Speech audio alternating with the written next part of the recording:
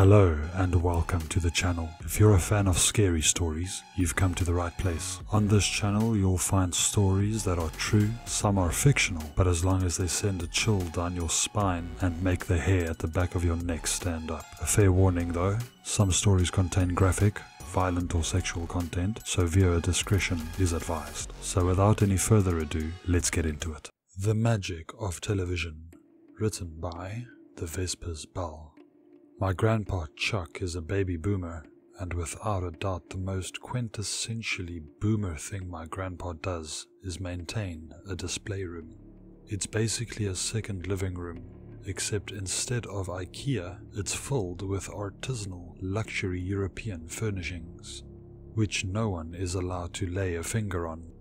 There are china cabinets filled with multiple sets of fine china that have never once been used. All manner of collectibles decorate every surface, and the only time they've ever been moved since they've been in that room was when my grandpa cleans the place. There's even an antique piano, even though he couldn't play chopsticks if his life depended on it. It's just a whole room filled with the most expensive things my grandpa could afford, treated as sacred cows of consumerism, none of which he dares to get any practical use out of. It's not that weird, not for a boomer anyway. But what is weird is that he keeps a television in there too. No one's supposed to be in that room, and I always thought that putting a television in there would just encourage people to use it. It's not a big TV either. And as far as I know, the only thing that really makes TVs expensive is their size. I did ask my grandpa about it once, about why it deserved a place in that display room, and all he would say was that they don't make them like that anymore. Late last year, before vaccines were available here, my grandpa caught COVID, and he was in the hospital for a little while, and asked if I could house sit for him. He was slowly dying of coronavirus, and his number one concern was that his stuff was okay. Pure boomer energy there. Regardless of what I thought of his priorities, I agreed so that he wouldn't be worried and could focus on getting better. He wrote down a rather extensive list of rules for what to do and what not to do, some of which were exasperatingly neurotic, but not really out of the ordinary. That is, until it came to the television in the display room. Here's what he wrote for it. Number 1. When cleaning the display room, do not touch the television set, except for any of the reasons listed below. Number 2. If the cabinet doors are open, close them immediately. Number 3. When the television is off, do not look at your reflection on the screen. Number 4. Don't sit too close to the television, on or off. Number 5. If the television is on, turn it off immediately, and remember that TV isn't real. Number 6. When it's on, be careful not to bring your hand close enough to feel the static on the screen. Number 7. If it doesn't turn off, leave the house immediately and call me. Don't try to unplug it. Number 8. Never change the channel. Number 9. If you fail to follow these rules and there's an incident with the television, do not destroy it. He doesn't make him like that anymore. I honestly wasn't all that concerned by this. My grandpa knew I was curious about his mysterious old television set, and I figured he was just messing with me. I had been in his house lots of times before, and I had no reason to believe that the television was dangerous or supernatural in any way.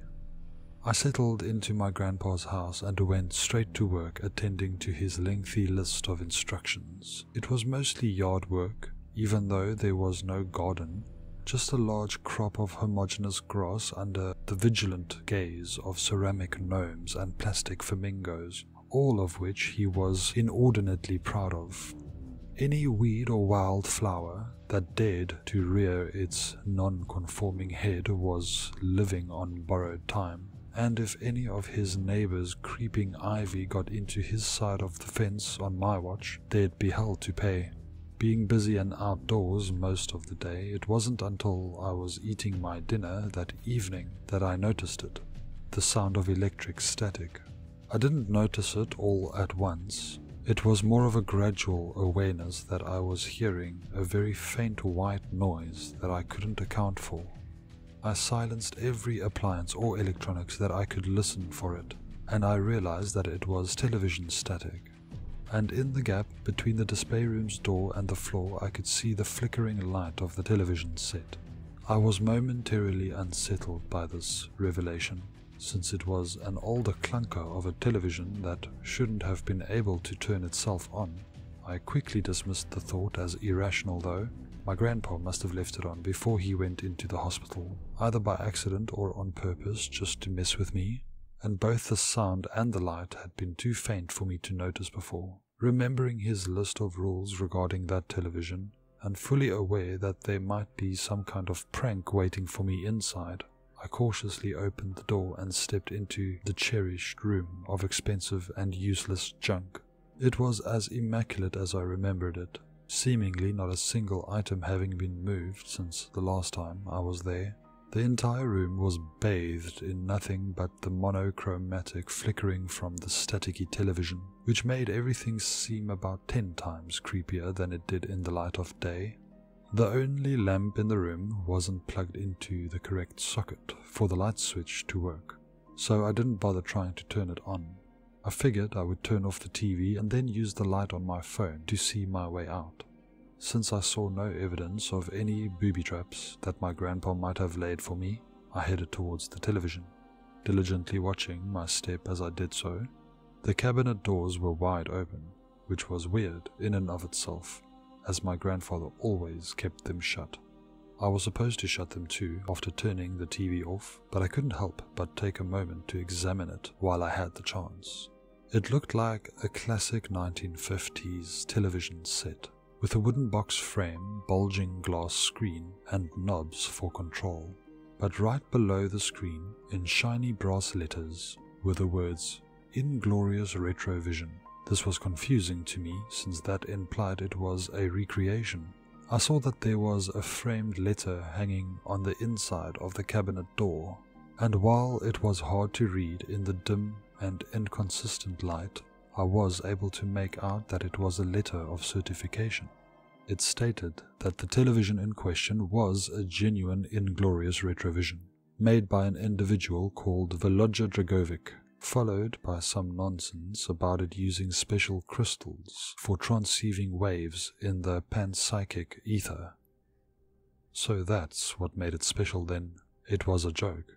Some sort of uncharacteristic meta-commentary on the room itself by my grandfather. I shook my head in confusion and reached down to turn the television off. I jolted my hand back when I saw a face in the static staring back at me. "Hey there, ducky," the face grinned. It looked like a young woman's face, her dark hair worn in girlish bunches, her smile equal parts sweet and sinister. I shrieked at the sight of her, stepping backwards and slamming the cabinet door shut as I did so. I was left in almost complete darkness at that point, the only light being whatever flickering static managed to seep through the cracks in the cabinet door. Now that wasn't very nice, the girl chastised me, pouting a little as she did so. "I just wanted to say hi. Is this your first time using an In Glorious Retrovision? I've never seen you on here before." You can see me through the television," I stammered.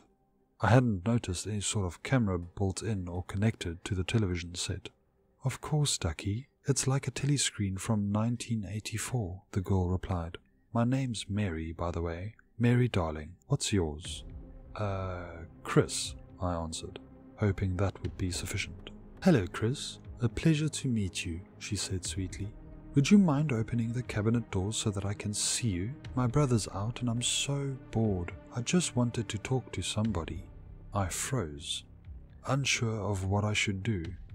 My grandfather's list made it very clear that I should shut the television off immediately.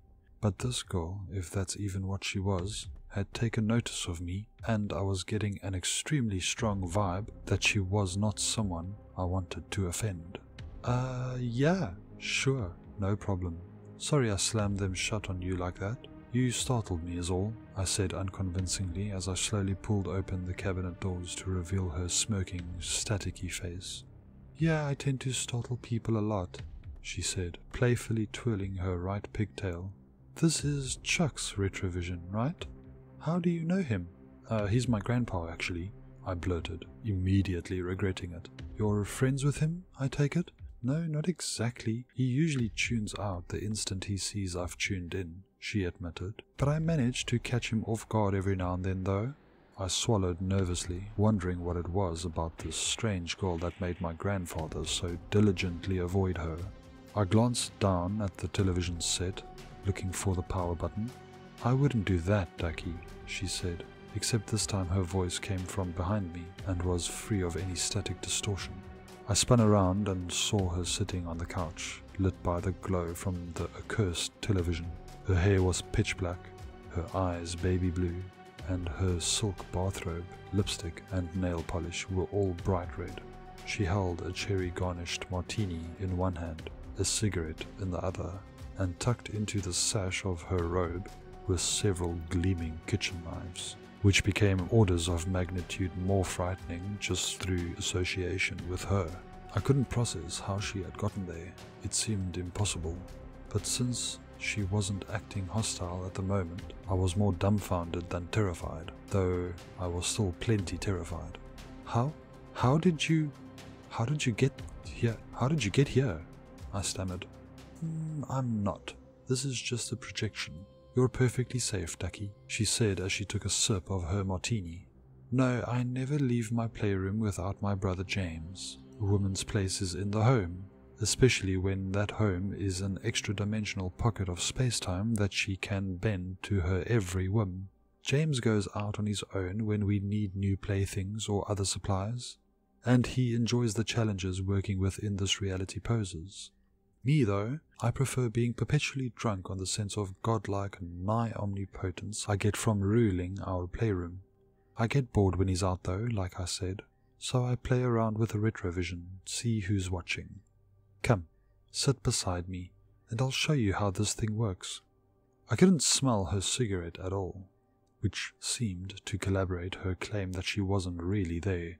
That meant that I was safe for the moment, it seemed. It also meant that I could run away, but that seemed likely to upset her and might end up biting me in the ass down the line. Humoring her seemed like the least risky thing to do, so I politely sat beside her. You said that you just being a projection meant I was safe.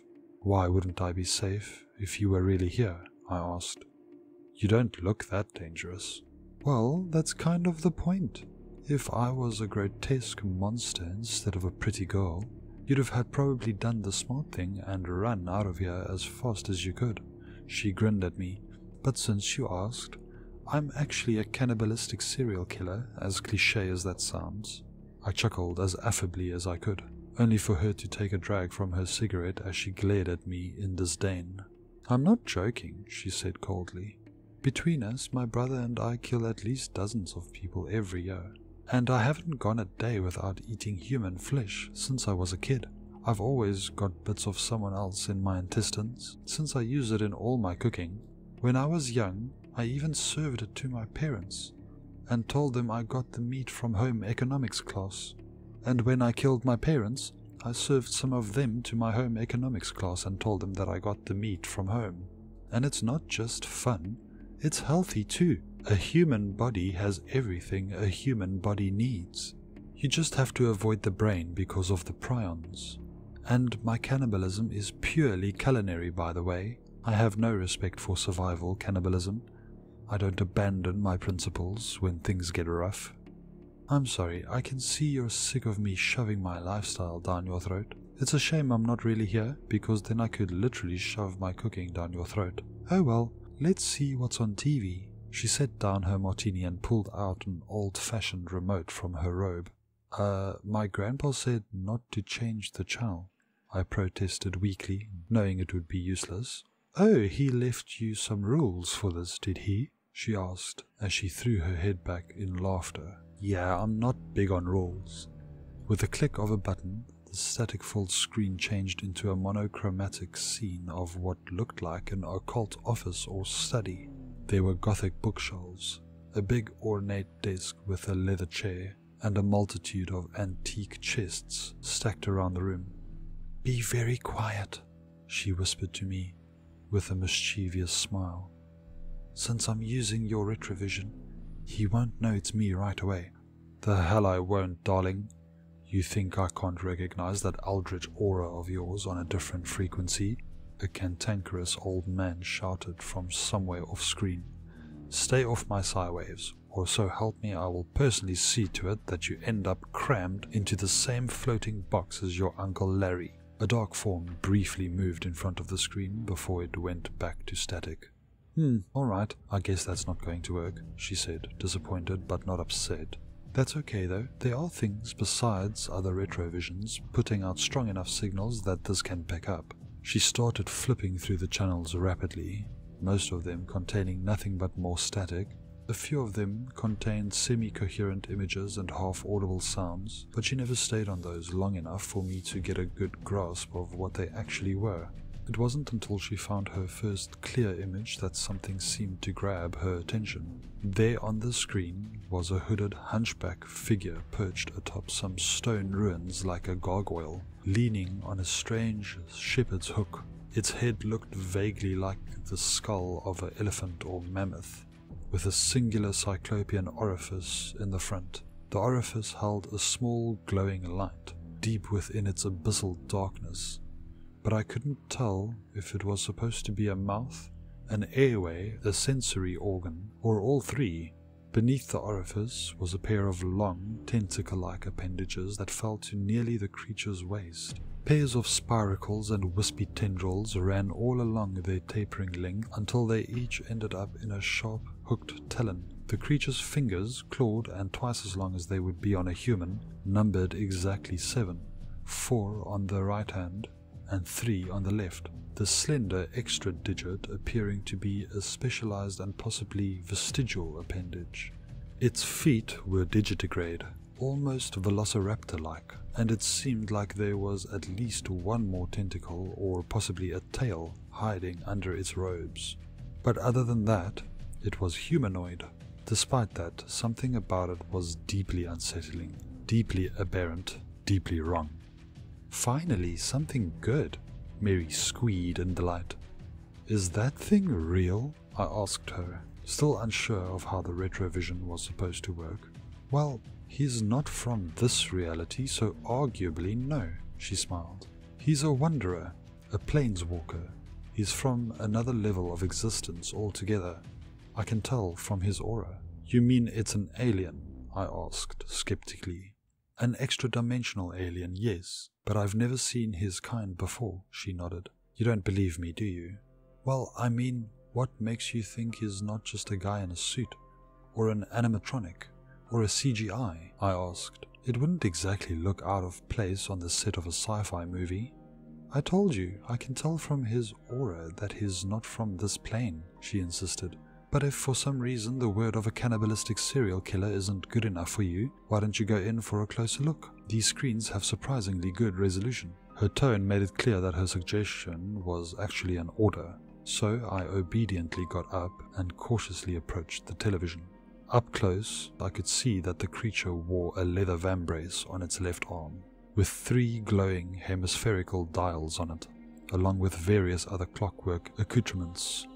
A belt around its waist bore a similar design, and its robes had been spun from a strange sort of silk, with angular fractals embroidered into them. Such fine, if odd, garments upon so monstrous a creature were part of what made it so unsettling. Its inhuman, no, unearthly anatomy marked it as something utterly alien, but it had clad itself in what I could recognize as the trappings of both civilization and erudition. It stood oddly still, silently peering out into the night around it, like an ambush predator waiting in silence for prey to walk by. I couldn't see much other than the creature itself, but from what I could tell, it was alone and no one else had noticed it yet. I studied its skin closely, trying to discern if it was a silicone or digital illusion, but as far as I could tell, it looked like living cephalopod skin to me. I peered in closer and closer, bringing my face so close to the screen that I could feel its strong static field on my nose. That's when the creature jolted its head towards me, the glowing dot in its orifice darting around like the lure of an anglerfish. I pulled back from the screen so quickly that I toppled backwards, landing halfway on the couch, where Mary was laughing hysterically. "Oh my God! Did it see me? Did it see me?" I screamed. Before she could answer, there was a tapping at the window. We both turned to see the creature standing outside, drumming at the glass with one of its clawed tentacles. I bolted for the door, but when I threw it open, the creature had translocated again and was blocking my path, this time with both its mouth tentacles arched upwards like two cobras poised to strike. Even with its hunched posture, it was just barely shorter than the doorframe, and I had no chance of muscling past it. My only way to escape was breaking through the window, but what good would that do against a being that could teleport? I didn't dare to fight it either, so instead, I just fell flat on my ass and begged for my life. I'm sorry, I wasn't looking for you. I don't even know what you are. I wouldn't know how to find you again if I had to. She was the one who did it. If you're worried about being found again, take her, please. I'm no threat to you." "I love it when they beg," Mary chortled as she ate the cherry from her martini. "Almost as much as I love a good snuff film. Strangle him with those snake arms of yours and gut him like a fish." At that moment, I had no reason to believe that the creature could understand either of us. It looked down at me, then up at Mary, and then over to the old television set. It tapped a claw to the device on its wrist. The channel changed to show Mary sitting in her living room, her gleefully sadistic expression instantly turning to one of dismay. "Oh shit! Oh shit! Oh shit!" she cursed as she fumbled with the remote. The projection of her vanished immediately, but she seemed to have some trouble turning her own retrovision off. The strange creature looked down at me one last time, its orifice and tentacles somehow forming an expression that I read as a kindly smile. "It's outrageous what they allow on TV these days," it remarked in an echoey, deadpan voice, which may have just been in my head. The creature teleported again, this time reappearing on the television with Mary. She shouted and pulled out her knives, but the creature dodged her blows and grabbed her arms with its tentacles. The walls of the room they were in began to melt, and then I turned off the TV. It was pitch black in the room, but in the screen's dull afterglow I could just make out my reflection. Deciding I should follow at least one of my grandpa's rules, I slammed the cabinet door shut before the image could register in my brain, and I got the hell out of there. I don't know what happened between Mary and the creature, and so long as I never see either of them again, I don't care. I called my grandfather, told him what happened and that I couldn't stay in that house anymore. Fortunately, he was understanding, but not exactly forthcoming on anything he knew about what I had been through. When he got out of the hospital, the first thing he did was to check on his display room. Nothing was broken or missing or even out of place, with one exception. A kitchen knife was embedded into the couch, exactly where I had been sitting. It looked like it had been thrown straight from the television, or, as impossible as it sounds, through it. Mary had tried to kill me at some point, it seems, even from the other side of the screen. She had missed her shot, and I, mesmerized by what I saw on the TV screen, failed to notice. Small wonder then that my grandfather always keeps the TV cabinet doors closed. Thank you for watching. If you liked the video, hit the like button, don't forget to subscribe, and hit the bell icon so that you get notified for future videos. If you don't do these things, the like button will haunt your dreams and stalk your days forever.